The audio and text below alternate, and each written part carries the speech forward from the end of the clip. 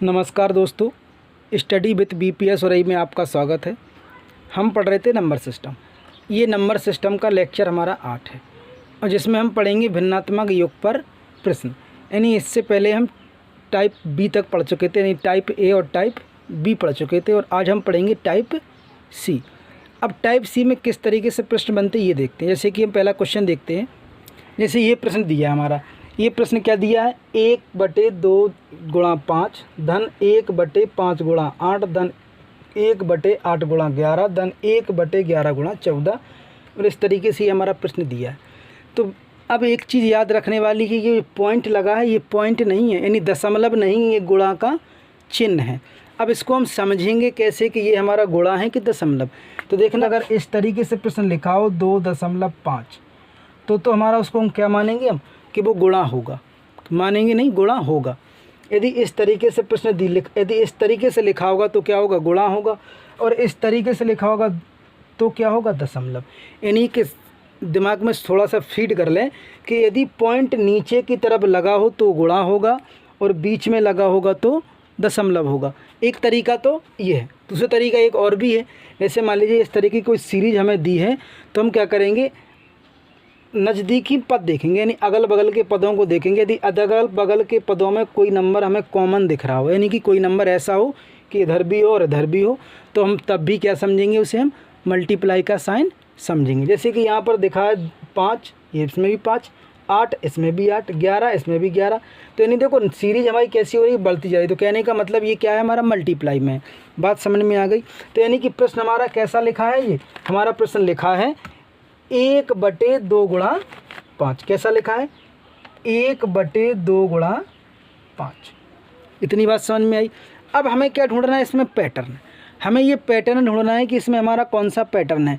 तो हमने इससे पहले बताया था, इससे पहले जो हमारा लेक्चर 7 डाला था उसमें हमने बताया था कि जब यदि क्वेश्चंस की सीरीज में यदि अंश सभी का एक हो, क्या हो, अंश सभी का एक हो, तो हर के हम ऐसे गुणनखंड करते हैं कि जिनका अंतर एक हो।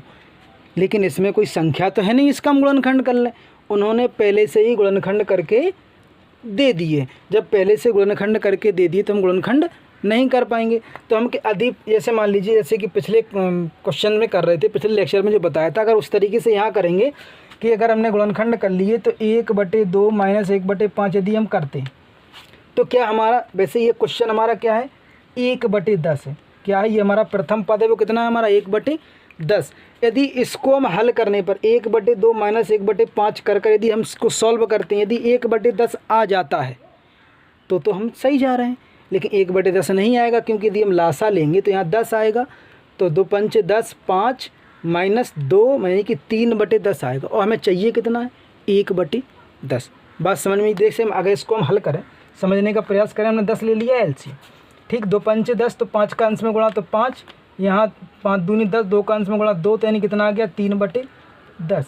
यानी कि हमें चाहिए कितना था, 1/10। यानी कि 3 क्या हो गया जी, एक्स्ट्रा आ गया। यानी कि इसको हम इस तरीके से नहीं लिख सकते। यदि हम इस तरीके से इसको लिखते हैं तो 1/10 हमारा नहीं आएगा।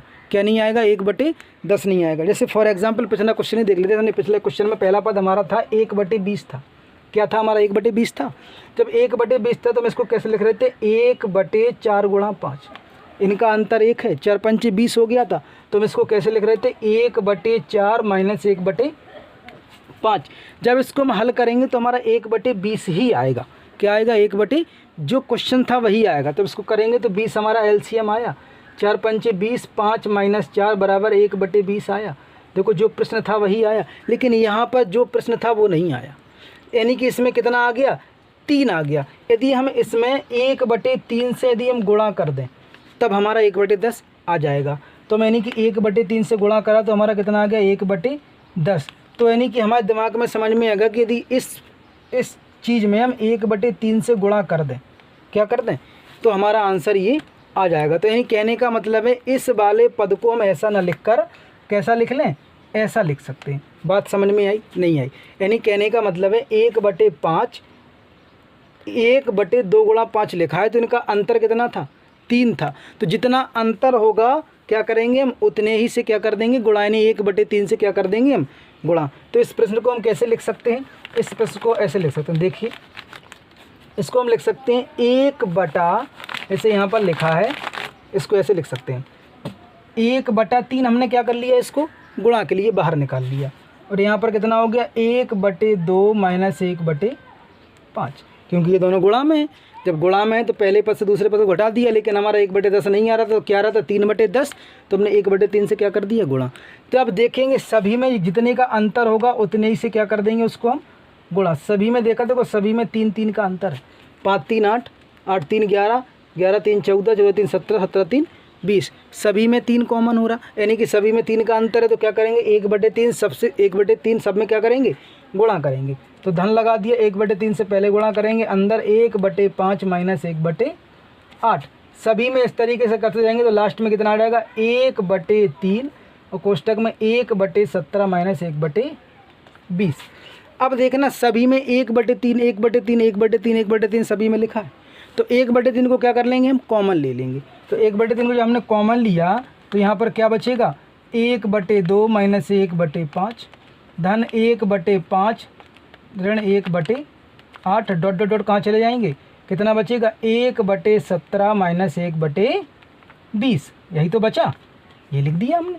अब हमने देखा कि पहला पद यहाँ पर क्या करेंगे हम, जब इसको हम सभी के कोष्टक को ओपन करेंगे तो पहला और अंतिम पद बचेगा। देखो अगर इसको एक लाइन पर बढ़ा लेते हैं, हमने देखा 1/2 माइनस 1/5, धन 1/5 ऋण 1/8, और यहाँ पर धन 1/8 माइनस का 1/11, और डॉट डॉट डॉट कहाँ चला जाएगा 1/17 ऋण का 1/20। अब पहला पद और अंतिम पद बचेगा, देखो ये ऋण ये धन खत्म, ये ऋण ये धन खत्म, ऐसे ही यहाँ खत्म होते चले जाएंगे। तो क्या बचेगा हमारा 1/2 माइनस 1/20, 1/2 हमारा 1/2 नहीं था 1/3 था, कितना था 1/3 हमारा बाहर था, तो 1/3, और कोष्टक के अंदर कितना हो जाएगा 1/2 माइनस 1/20। जब इसको हम हल करेंगे तो कितना आएगा 20 हमारा क्या आ जाएगा हमारा एलसीएम। जब 20 एलसीएम आएगा तो 10 माइनस 1 मतलब 9/20, तो बराबर 1/3 गुणा 9/20। जब इसको हल करेंगे 3 तुरका 9, तो कितना आएगा 3/20 हमारा क्या आ जाएगा आंसर। बात समझ में आई। क्वेश्चन में कुछ नहीं था, सिर्फ हमें क्या देखना था, पैटर्न ढूंढना था कि हम पैटर्न कैसा बनाएं जिससे कि हम क्वेश्चन को सॉल्व कर लें। बात समझ में आई। हमें सबसे पहले क्या ढूंढना है कि ये पैटर्न हमारा कौन सा है, सभी का अंश हमारा क्या है 1 है। जब सभी का अंश 1 है तो संख्या तो है नहीं, इसके गुणनखंड कर लें हम, लेकिन उन्होंने गुणनखंड पहले से करके दिए तो हमने इसका पैटर्न ढूंढा। पैटर्न कैसे ढूंढा, 1/2 माइनस 1/5 किया था, लेकिन हमारा 1/10 ना आके 3/10 आया था, इसलिए हमने क्या किया 1/3 से गुणा कर दिया था। यानी अगर 1/2 माइनस 1/5 को यदि हम हल करेंगे तो 3/10 आएगा, तो हमें 1/3 से यदि हम गुणा कर देंगे तो 1/10 हमें मिल जाएगा। यानी कि हमें 1/10 प्राप्त करने के लिए 1/3 से क्या करना पड़ा, गुणा करना पड़ा। तो सभी में इस तरीके से किया तो हमारा क्या बन गया, पैटर्न बन गया। 1/3 को हमने बाहर कर लिया और इसको सॉल्व किया तो आंसर कितना आ गया 3/20। बात समझ में आ गई होगी। चलिए अब देखते हैं अगला क्वेश्चन। अगला क्वेश्चन में क्या लिखा, 1/3 गुणा 7 धन 1/7 गुणा 11 धन 1/11 गुणा 15। इस तरीके से ये प्रश्न लिखा है। जो पहले प्रश्न था सेम प्रश्न वही है। अब हमें क्या देखना है, देखो सभी का हमारा अंश 1 है, क्या है 1 तो नीचे संख्या कैसे दी, गुणनखंड में दिए, तो इनका हमें पहले क्या देखना है, इनका अंतर देखना है। इनका अंतर देखा 3 और 4 का कितना है 7, यहाँ भी 3 और 7 का अंतर कितना है 4, यहाँ 7 और 11 का अंतर कितना है 4, यानी कि सभी का अंतर कितना, देखो सभी में अंतर 4 का आ रहा होगा। कितना आ रहा, जब सभी में अंतर 4 का आ रहा होगा तो यानी कहने का मतलब ये कि 1/4 से हमें गुणा करना पड़ेगा। यदि इसको ऐसे देखिए, पहले पद को यदि हम सॉल्व करें 1/3 माइनस 1/7, और यहाँ पर यदि हम गुणा करेंगे तो 7 तिया कितना हो जाएगा यहाँ पर 21, यानी कि 7 माइनस 3 यानी कि 4/21 आएगा। और हमारा आना कितना चाहिए 1/21। देखो 7 तिया 21, 1/21 लेके आ कितना गया 4/21। इसका मतलब 1/4 से हमें क्या करना पड़ेगा गुणा, तभी तो 4 से 4 खत्म होगा, तभी तो 1/21 आएगा हमारा। तो हमें क्या करना पड़ेगा, यहीं पर क्या कर देंगे, इतना करने के बाद जितना अंतर है उतने से क्या कर देंगे 1/4 से गुणा। बात समझ में आ गई। तो हमने क्या कर दिया, जितना अंतर है उतने के बटे करके हम क्या कर देंगे, हम गुणा कर देंगे। तो 1/4 से हमने क्या कर दिया, गुणा कर दिया। अब सेम इसी तरीका सभी में करते जाएंगे, 1/4 और यहाँ पर 1/7 माइनस 1/11। सभी में करके लास्ट में पहुँचेंगे तो 1/4 और कोष्टक के अंदर 1/23 माइनस का 1/27। अब 1/4 सभी में है तो 1/4 को हम कर लेंगे कॉमन। जब 1/4 को हमने कॉमन कर लिया तो यहाँ पर क्या बचेगा, 1/3 माइनस 1/7 धन का 1/7 माइनस 1/11 और यहाँ पर 1/23 माइनस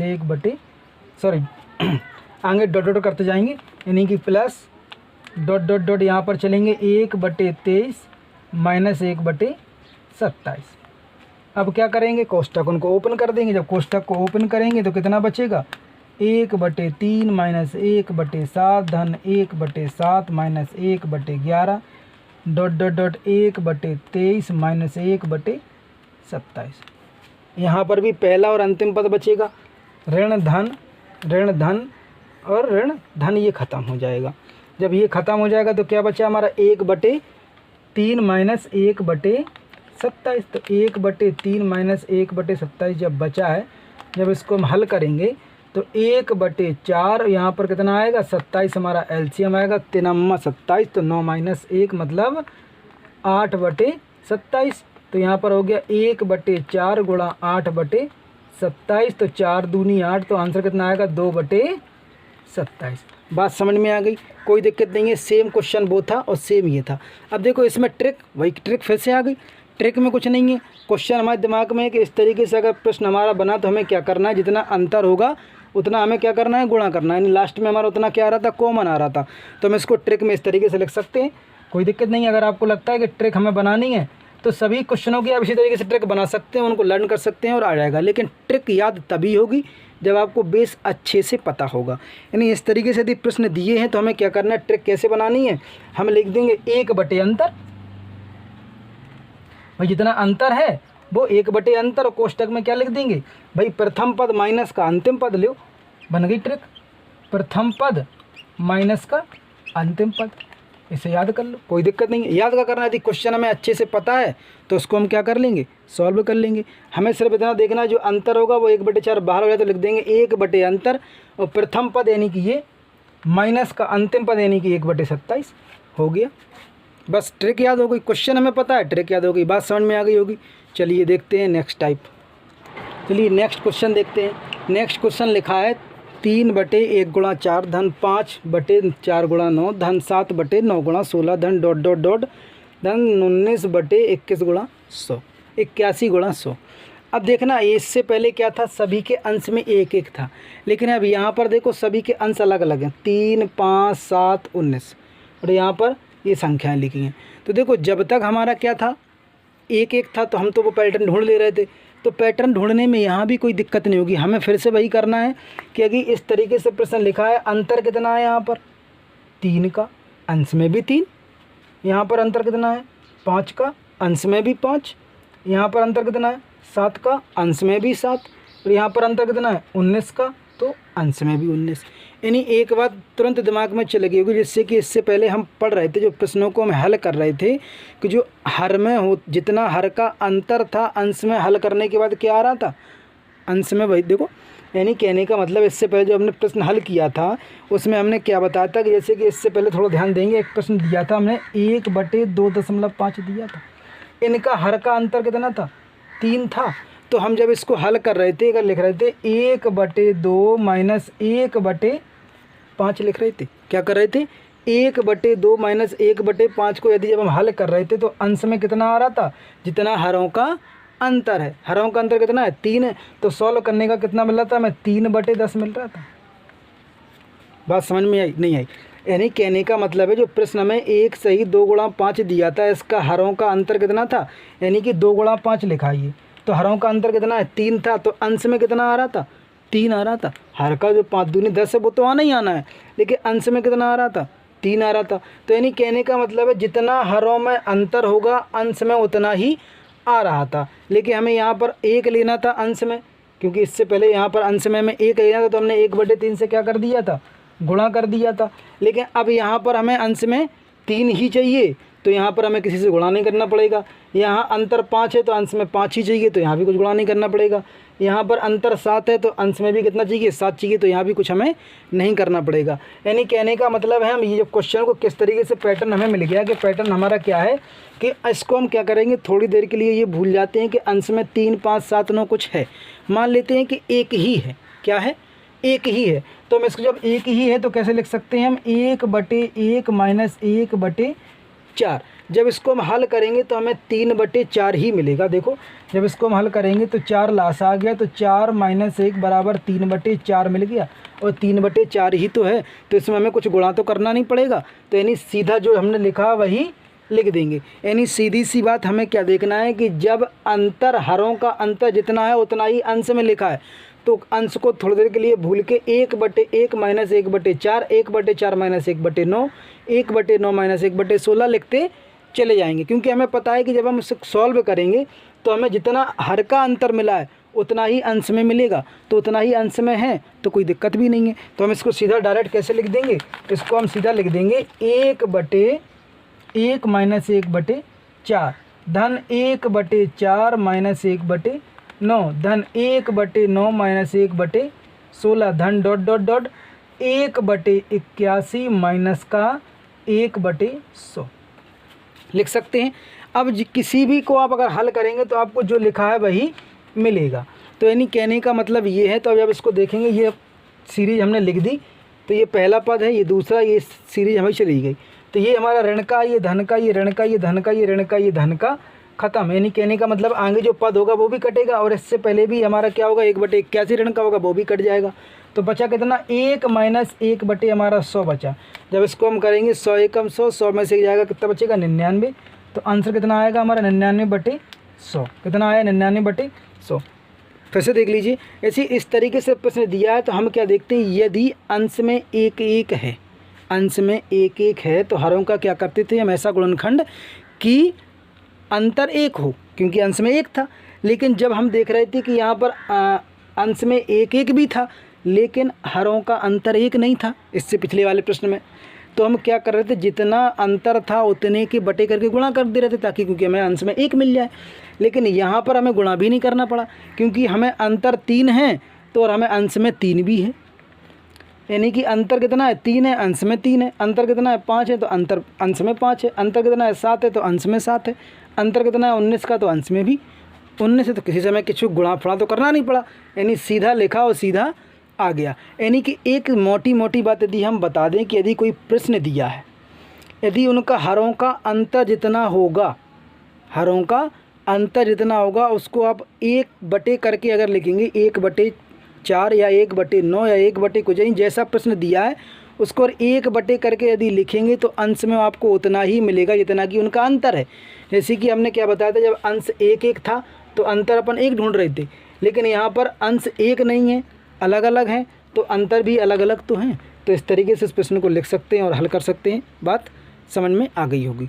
चलिए अब देखते हैं अगला हमारा टाइप हमारा आएगा विभाज्यता पर प्रश्न, यानी कि भाग की, जिसको बोलते हैं भाग की लंबी विधि पर प्रश्न।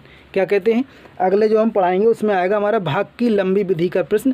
देखो लंबी विधि क्या होती है, लंबी विधि का मतलब होता है इसमें यदि हम भाग कर, जैसे मान लीजिए अपन भाग करते तो कैसे करते हैं, अगर हम आपसे कहे 5 का भाग दो इसमें, तो इस तरीके को हम लंबी विधि कहते हैं। क्या कहते हैं, इस तरीके को हम लंबी विधि कहते हैं। यानी अगला जो प्रश्न हम पढ़ाएंगे, यानी अगला टाइप जो पढ़ेंगे तो उसमें पढ़ेंगे हम भाग की लंबी विधि पर प्रश्न। यानी इसमें सूत्र क्या होता है, हमारा सूत्र होता है कि जैसे कि मान लीजिए हमारा होता है भाज्य बराबर, सूत्र हमारा क्या है, हमारा सूत्र है भाज्य बराबर भागफल गुणा भाजक धन का शेषफल। यानी यदि कहने का मतलब है, जैसे कि हम कोई प्रश्न है, इसे यहाँ पर हमने ये लिख दिया, हम भाग करते हैं ऐसे ही तो करते हैं, तो ये हमारा जो होता है, ये हमारा होता है भाजक। क्या होता है, भाजक। और ये जिसमें हम भाग देते हैं उसे हम कहते हैं भाज्य, और जितनी बार हमारा भाग जाता है उसे हम कहते हैं भागफल। क्या कहते हैं, भागफल। और जो यहाँ पर बचता है उसे हम कहते हैं शेषफल। तो इस तरीके से जो प्रश्न करते हैं उसको हम कहते हैं भाग की लंबी विधि पर प्रश्न। चलिए देखते हैं, यानी कि भाग की लंबी विधि पर प्रश्न देखेंगे। हमें सूत्र लिखवा दिया था, चलिए जैसे कि कोई क्वेश्चन से लिखा है, जैसे क्वेश्चन लिखा है हमारा 1265 में कौन सी संख्या से भाग दें कि भागफल 84 और शेषफल 5 बचे। यानी कहने का मतलब ये है, ऐसे प्रश्न जो आते हैं उसे हम कहते हैं भाग की लंबी विधि पर प्रश्न। तो उसने हमसे पूछा है कि 1265 में कौन सी संख्या से भाग दें। उसने देखो हम इसको ऐसे लिख सकते हैं कि 1265 में कौन सी संख्या से भाग दें, यानी कि मान लिया हमने x से भाग दें, कौन सी संख्या से भाग दें कि भागफल कितना है हमारा 84 और शेष कितना बचे 5 बचे। यानी ये प्रश्न ऐसा कुछ हो सकता, ऐसा कुछ है, यानी कि इसमें कितने से भाग दें कि भागफल 84 और शेषफल 5 बचे। तो हमें पता है कि अगर इस तरीके से प्रश्न है तो उसके लिए कौन सा फार्मूला लगाना है कि भाज्य बराबर भाजक गुणा भागफल धन शेषफल। यानी कि इस तरीके से प्रश्न हमसे पूछे जाएंगे तो हमें एक सूत्र याद रखना है कि भाज्य बराबर भाजक गुणा भागफल धन शेषफल। उसमें कुछ नहीं है, सबको पता होता है कि इसका कर दो गुणा, इसको जोड़ दो, बीच वाली संख्या निकल आती है। ये जो बीच में से संख्या होती है इसे हम कहते हैं भाज्य। जितनी बार भाग लेता होता है हमारा भागफल, और जिससे हम भाग देते हैं वो होता है हमारा भाज्य, और जो बचता वो होता है शेषफल। हमें कैसे याद रखना है, इन दोनों का गुणा कर दो, इसको जोड़ दो, बीच वाली संख्या आ गई। तो उसने हमसे क्या कहा कि 1265 में कौन सी संख्या से भाग दें, यानी कि हमसे पूछ कर रहा है, भाजक पूछ रहा है, तो बस इस फॉर्मूले में रख दो। यानी कि भाज्य हमारा कितना है 1265, रख दिया हमने 1265, बराबर भाजक कितना है x मान लिया हमने, गुणा भागफल कितना है 84 लिख दिया हमने, धन शेषफल कितना है 5। हल कर दो, ये हमारा कितना हो गया 1265 बराबर 84x धन का 5। इस 5 को ट्रांसफ़र करके इस साइड लाएंगे, जब इस साइड लाएंगे तो 5 हमारा ऋण का हो जाएगा, तो कितना बचेगा 1260, क्योंकि 5 कम हो गया। यहाँ कितना बचा हमारा 84x। अब हमें x की वैल्यू चाहिए तो क्या करेंगे 1260 और 84 चला जाएगा हमारा किस में भाग में, क्योंकि यहाँ पर गुणा में है, यहाँ पर किस में हो गया हमारा भाग में। जब भाग में जब 84 का भाग हम 1260 में देंगे तो हमारा आएगा 15। कितना आएगा 15 आएगा, भाग करके देख लेना 15 आएगा। कितना आएगा हमारा 15, तो x का मान हमारा कितना हो गया 15 हो गया। तो यानी कहने का मतलब है कि 1265 में यदि हम 15 से भाग देंगे तो शेषफल हमारा कितना बचेगा 5 बचेगा। बात समझ में आ गई। ये प्रश्न बहुत ही आसान होते हैं, कोई दिक्कत नहीं है, जैसा उन्होंने कहा है वैसा करते चले जाओ। जैसे मान लीजिए फॉर्मूला तो सबको याद ही रहता है, उन्होंने कहा है कि 1265 में कौन सी संख्या से भाग दें, आप x मान लो, भाग की बात कर रहा है 1265 की, हमने भाजक इसको भाज्य में लिख लिया, भागफल का हमने भागफल लिख दिया, शेषफल का शेषफल लिख दिया। हमको पता है कि इसका इसमें गुणा कर दो और इसको जोड़ दो तो ये मिल जाता है। तो हमने कहा इसको प्राप्त करने के लिए इसका इसमें गुणा कर दिया, इसको जोड़ दिया, हल कर दिया, हमारा क्या हो गया आंसर। वही फॉर्मूला है भाई, फॉर्मूले भी इसी तरीके से बने कि भाज्य बराबर भाजक गुणा भागफल धन का शेषफल। हल कर दीजिए। चलिए अब अगला क्वेश्चन देखते हैं, अगला क्वेश्चन देखेंगे और अच्छे से समझ में आएगा। बात समझ में आई, चलिए देखते हैं अगला क्वेश्चन। अगला प्रश्न देखिए, अगला प्रश्न क्या लिखा है कि दो संख्याओं का अंतर 1365 है। क्या लिखा है कि दो संख्याओं का अंतर 1365 है। जब बड़ी संख्या में छोटी संख्या से भाग दिया जाता है तो भागफल 7 तथा शेषफल 15 बचता है, तो छोटी संख्या बताइए। देखो जब ऐसे प्रश्न दिए हों तो जब तुम्हें पता है कि ये भाग की लंबी विधि पर प्रश्न है, तो पहले जैसा वो कहते जाएं वैसा आप लिखते जाओ। जैसे ही आप लिखेंगे तो बहुत ही आसान हो जाता है। ये भी कुछ लोग क्या कहते हैं, जैसे कि मान लीजिए कुछ लोगों को क्या होता है कि मैथ कम आती है, उन्होंने प्रश्न पढ़ा कि दो संख्याओं का अंतर 1365 है। जब बड़ी संख्या में छोटी संख्या से भाग दिया जाता है तो भागफल 7 तथा शेषफल 15 बचता है, तो छोटी संख्या बताइए। अब वो कहते हैं कि संख्या तो इसमें दी नहीं है, तो कहते हैं वो हमें नहीं आएगा, छोड़ दिए। भाई पहले क्वेश्चन जो दिया उसको लिखो, तो जब तक आप उसको लिखेंगे नहीं, तो जब तक एक दो स्टेप आप लिखेंगे, जैसा प्रश्न आपसे कहे पहला उतना लिख लो। उतना लिखने से क्या होता है कि आधा क्वेश्चन दिमाग में आ जाता है। उन्होंने कहा दो संख्याओं का अंतर, तो सबसे पहले आप अंतर ही लिख लो, यानी कि अंतर हमारा कितना है, अंतर उन्होंने हमें दिया है 1365 दिया। यानी कहने का मतलब है कि दो संख्या उनका अंतर कितना है हमारा 1365। लेकिन उन्होंने क्या है कि अब यहाँ पर हमें ये देखना है कि एक संख्या छोटी होगी एक बड़ी होगी, तभी अंतर हमारा 1365 आया होगा। तो हमने तो अंतर लिख लिया, अब हमें संख्याएं नहीं पता। तो आप एक काम कर सकते हैं कि एक संख्या आप मान सकते हैं। तो हम क्या करेंगे, माना चाहे छोटी मान लो चाहे बड़ी, जो आपको मानना है वो आप मान सकते हैं। हम मान लेते हैं छोटी। हमने कहा कि छोटी संख्या हमारी x है। कितनी है, छोटी संख्या x है। बोलिए जब छोटी संख्या x है तो बड़ी संख्या जो होगी वो x से कितनी अधिक होगी 1365। नहीं बात समझ में आई। भाई उसने कहा है कि दो संख्याओं का अंतर 1365 है। जब दो संख्याओं का अंतर 1365 है, जब एक छोटी संख्या हमारी x है, जो दूसरी संख्या होगी वो इससे बड़ी होगी कि नहीं होगी, यानी कितनी बड़ी होगी, इतना अंतर है।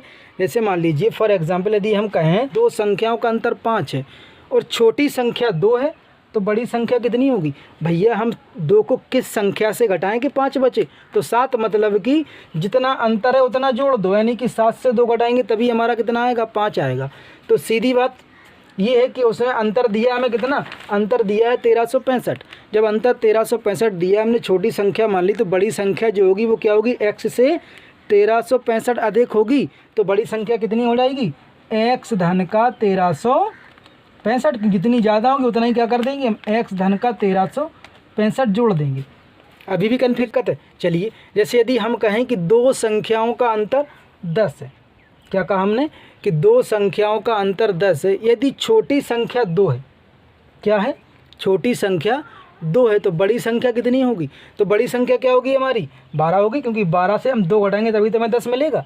12 से हम 2 घटाएंगे तभी तो हमें क्या मिलेगा, 10। तो 12 कहाँ से आया, जो अंतर है, अंतर में छोटी संख्या को क्या कर देंगे हम, जोड़ देंगे। छोटी संख्या को हमने माना था, तो छोटी संख्या हमारी क्या हो गई, हमने जोड़ दिया। यदि हम बड़ी संख्या मानते तो बड़ी संख्या में से क्या कर देते हम, अंतर को घटा देते। यानी कि जैसे हम मान लो बड़ी संख्या मान लेते, कहते बड़ी संख्या 12 है, तो छोटी संख्या कितनी होती, तो हम क्या कर देते, बड़ी संख्या से अंतर को घटा देते। बात समझ में आ गई। तो हमने यहाँ पर क्या किया, हमें जब छोटी संख्या मानी थी, जितना अंतर था हमने अंतर को जोड़ दिया था।